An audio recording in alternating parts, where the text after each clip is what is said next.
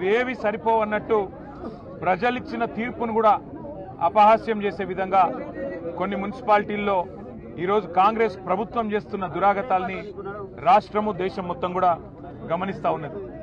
ఇవాళ మంచిర్యాల జిల్లా కేతపల్లి మున్సిపాలిటీ దానికి మరి మా పార్టీ బీఆర్ఎస్ పార్టీ 10 స్థానాలు గెలుచుకుంది. మాతో పొత్తులో ఉన్న కమ్యూనిస్ట్ పార్టీ ఆఫ్ ఇండియా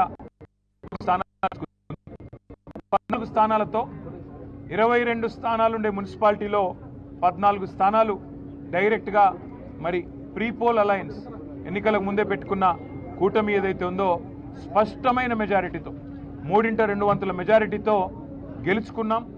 ఈజీగా కాంగ్రెస్ పార్టీ గెలిచింది కేవలం 7 స్థానాలు, 22 మాత్రమే.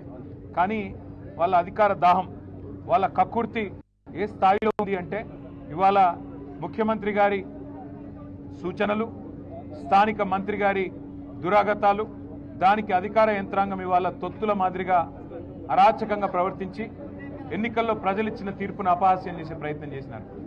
ఒక కేతనపల్లిలోనే కాదు, ఇవాళ రంగారెడ్డి జిల్లా ఇబ్రహీంపట్నం మున్సిపాలిటీలో ఇదే పరిస్థితి. స్పష్టమైన మెజారిటీ బీఆర్ఎస్కు ఉంటే ఆ మెజారిటీని తుంగలో దొక్కే ప్రయత్నం.